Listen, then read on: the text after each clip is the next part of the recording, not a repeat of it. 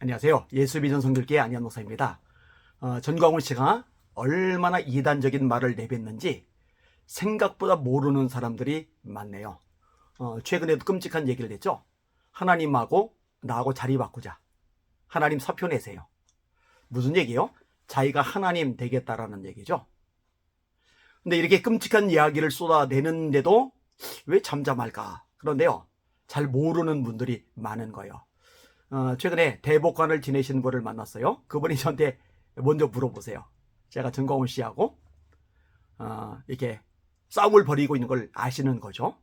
그래서 뭐가 문제입니까? 그래서 제가 조목조목 말씀을 드렸어요. 그랬더니 깜짝 놀라시는 거예요. 잘 몰랐다는 얘기죠.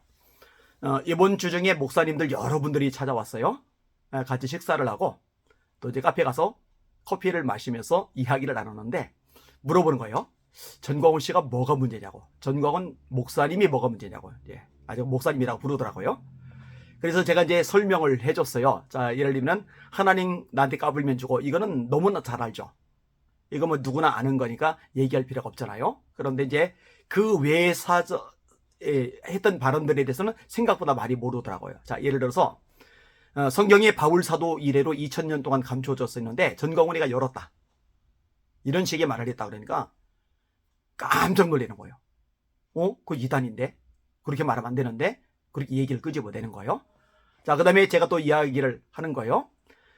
하나님의 말씀에서 어긋나도 전광훈 말 들어, 이런 말이다. 또 깜짝 놀라는 거예요.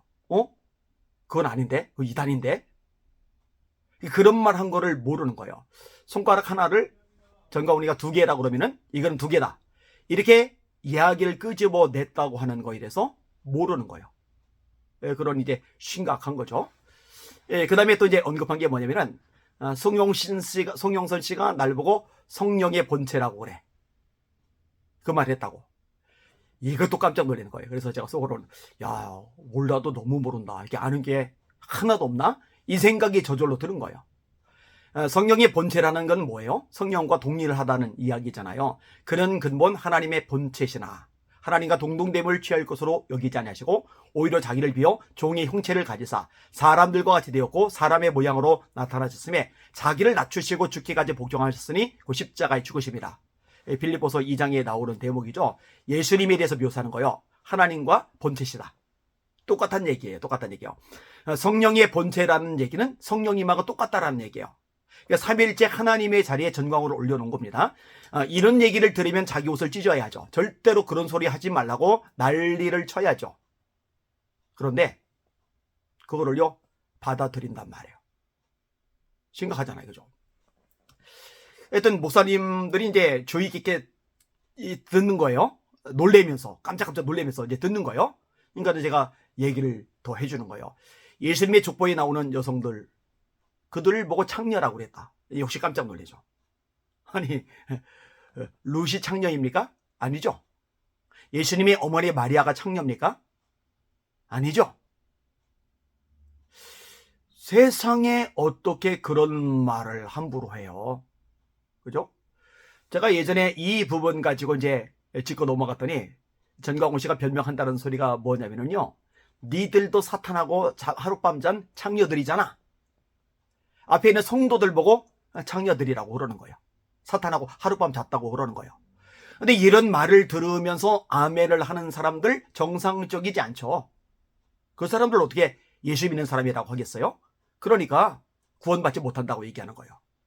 잘못된 거죠. 그 다음에 또 얘기를 해줘요.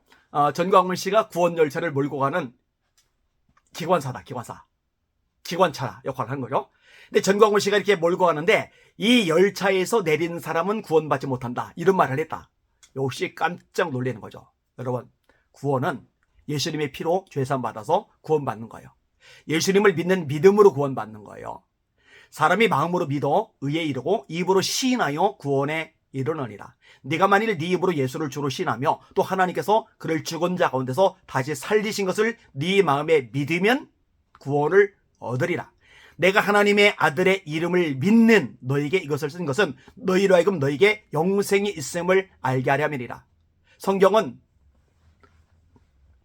그리스도 예수 안에는 믿음으로 말미암아 구원에 이르는 지혜가 있게 하느니라. 믿음으로 말미암아 구원에 이르는 지혜. 너희가 그 은혜에 의하여 믿음으로 말미암아 구원을 얻었나니 믿음으로 말미암아 구원을 얻었나니 이것이 너희에게서 난 것이 아니요 하나님의 선물이라 행위에서 난 것이 아니니 이는 누구든지 자랑하지 못하게 하려 함이니라. 믿음이죠. 근데 전광훈 씨가 몰고 가는 열차를 내렸다고 구원받지 못한다? 이건 다른 복음입니다. 바울 사도가 질색팔색하죠. 우리나 혹 하늘에서 내려온 천사랄지라도 우리가 너에게 전한 복음 외에 다른 복음을 전하면 저주를 받을지어다. 또 얘기를 해줬어요. 선교 카드 안 만들면 내가 생명책에서 이름을 지워버릴 거야. 아니 자기가 뭔데 생명책에서 이름을 지우고 말고 합니까? 하나님 자리에 올라간 거죠. 교만이 그게 다른 거죠. 배교죠. 신성모독이죠. 뭐 이런 식의 몇 가지 얘기를 끄집어내니까요. 다 인정하죠. 이거 잘못됐구나. 정상이 아니구나. 이단이구나. 사실 몰라서 그렇죠. 알면은 이렇게 나옵니다. 알면서도 따르는 사람들은 이제 구원받은 백성일 수가 없는 거죠. 예수님을 믿는 게 아니라 전광훈을 믿는 거니까. 미혹된 거죠. 가스라이팅이 너무 심해서 복음에서 떨어져 나간 거죠. 그래서 이제 불쌍한 영혼들이라고 얘기를 하는 겁니다. 오늘도 이제 손님들이 찾아오셨어요. 누군지는 안 밝히겠습니다. 전광훈 집단에서 또 난리를 칠 테니까요. 정말 귀한 분 두 분이서 찾아오셨어요. 이런 식의 얘기, 특별히 하나님하고 자리 바꾸자, 하나님 사표 내세요, 요 얘기에 완전히 쇼크를 받은 거예요. 너무너무 놀라는 거예요. 그래서 제가 그랬어요. 자기 무덤을 아주 깊이 파고 있다고. 이제 곧 끝난다고. 그렇죠? 이렇게 신성모독하는데 하나님이 내버려 두시겠습니까? 저 세력이 빨리 속가내지고 한국교회가 정화될 수 있도록 여러분 기도 많이 해주시길 바랍니다. 저를 보고 오늘 그러시더라고요. 얼마나 힘들었냐고. 그죠? 한국교회를 위해서 주님의 이름과 영광을 위해서 싸우는 거죠. 주님의 이름과 영광이 추락하는 걸 막으려고 발버둥을 치는 거죠. 그게 아니라면은 이렇게 생고생할 이유가 없죠. 근데 끝까지 갈 겁니다. 그리고 올해 가기 전에, 연말 가기 전에 결론이 날 겁니다. 기도 계속 해주시길 바랍니다. 날마다 주님 바라보고 주님의 이름으로 전진하며 승리합시다. 할렐루야.